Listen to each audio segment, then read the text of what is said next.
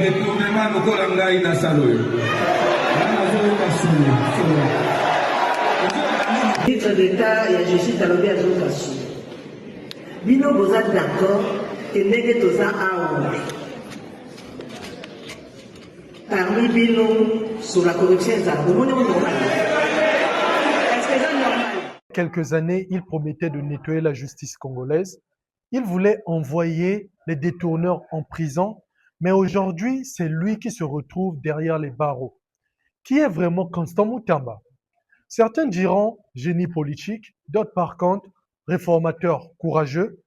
Dans cette vidéo, nous allons revenir sur l'ascension fulgurante, les ambitions politiques, les réformes chocs et surtout l'affaire judiciaire qui a secoué toute la République démocratique du Congo. De son vrai nom, Constant Mutamba Tungunga, il naît le 24 avril 1988 à Luputa, dans la province du Lomami en République démocratique du Congo. Mais il grandit principalement à Kisangani, dans l'actuelle province de la Chopo. Très jeune, il développe une image de leader engagé.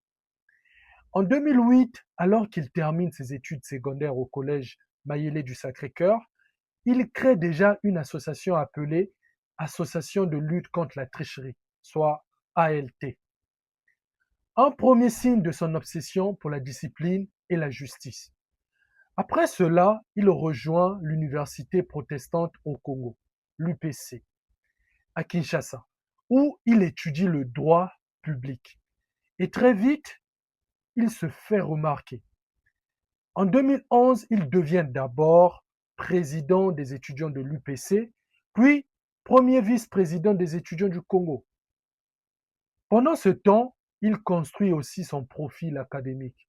Il est d'abord diplômé en droit public, puis il a un master en gestion de droit de l'entreprise à l'Université de Liège en Belgique. Puis il fera aussi une formation doctorale aux États-Unis.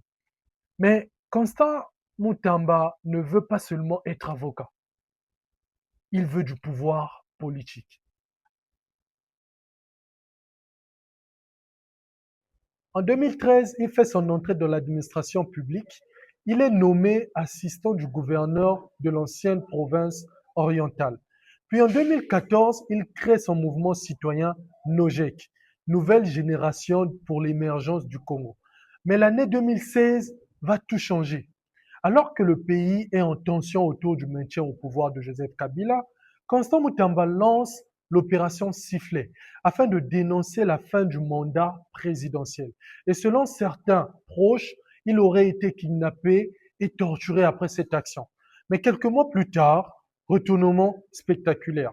En 2017, il est reçu par Joseph Kabila au Palais de la Nation, puis il rejoint progressivement le FCC, le Front commun pour le Congo. Il devient même membre du bureau politique du FCC, proche de plusieurs figures du régime, un choix qui choque certains de ses anciens alliés de l'opposition. Mais Constant Mutamba continue sa progression. En 2021, nouvelle rupture. Il quitte définitivement le camp de Kabila et décide de créer DIPRO, Dynamique Progressiste Révolutionnaire. Cette fois, il se présente comme opposant républicain. Et en 2023, à seulement 35 ans, il devient le plus jeune candidat à l'élection présidentielle congolaise. Même s'il n'obtient qu'environ 0,20% de voix, son nom commence à prendre une place importante dans le paysage politique congolais. Le 29 mai 2024, surprise générale, Constant Mutamba est nommé ministre d'État, ministre de la Justice et garde des Sceaux. Et immédiatement, il adopte un style offensif, très offensif.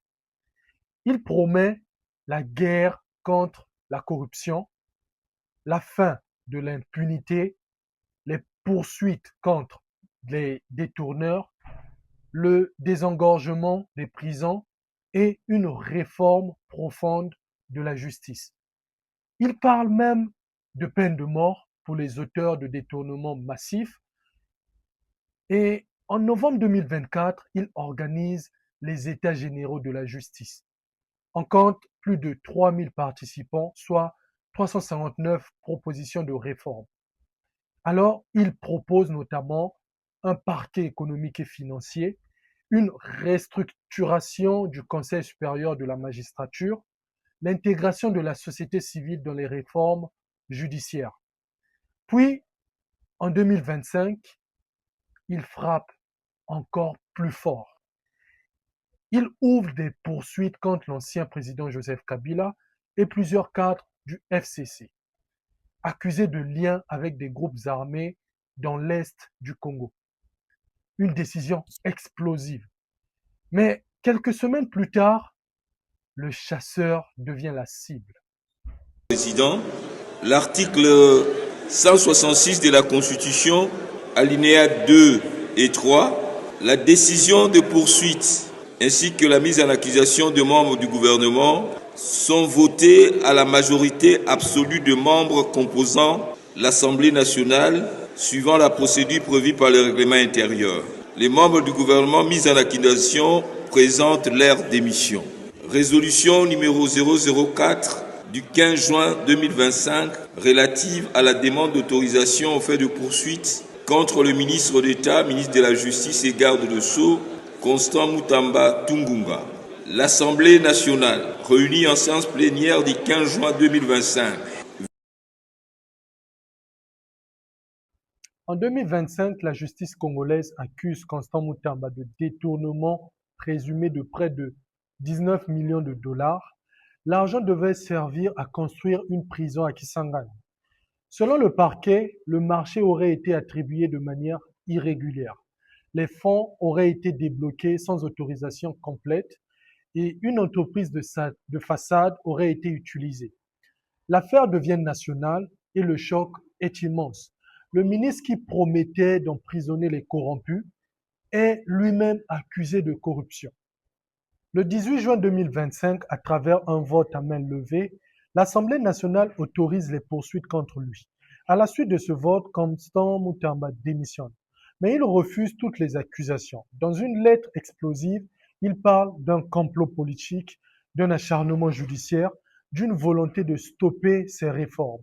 Le procès s'ouvre officiellement le 9 juillet 2025 à Kinshasa. L'ambiance est électrique. Ironie du sort, l'homme qui critiquait publiquement les magistrats se retrouve devant eux comme accusé. Pendant les audiences, les avocats dénoncent un procès politique. La défense parle d'irrégularité, les juges refusent plusieurs demandes de suspension. Constant Mutamba répète « Je n'ai jamais pris un seul dollar ». Il affirme que le contrat avait été validé, les fonds n'avaient pas disparu, la procédure respectait les règles. Mais le procureur est implacable. Il demande 10 ans de travaux forcés et 10 ans d'inéligibilité et traite publiquement Constant Mutamba de délinquant. Finalement, le 2 septembre 2025, le verdict tombe. La Cour, Jacques Kabasele, qui prononce son jugement. En premier et dernier ressort, le ministère public entendu dit établi l'infraction de détournement des deniers publics mise à charge du prévenu Constant Mutamba Tungunga. Le condamne à 3 ans de travaux forcés. Constant Mutamba est condamné à 3 ans de travaux forcés et à 5 ans d'inéligibilité, puis au remboursement des fonds. La Cour estime qu'il y a eu violation des règles de passation des marchés publics et intention de détournement. C'était l'histoire d'un jeune leader brillant qui voulait réformer le système, mais qui finit rattrapé par ce même système. Victime politique ou symbole d'une élite incapable d'échapper à la corruption, le débat reste ouvert. Mais une chose est sûre, son nom restera gravé dans l'histoire politique récente de la RDC. N'oubliez pas de liker, partager et vous abonner pour plus d'enquêtes politiques africaines.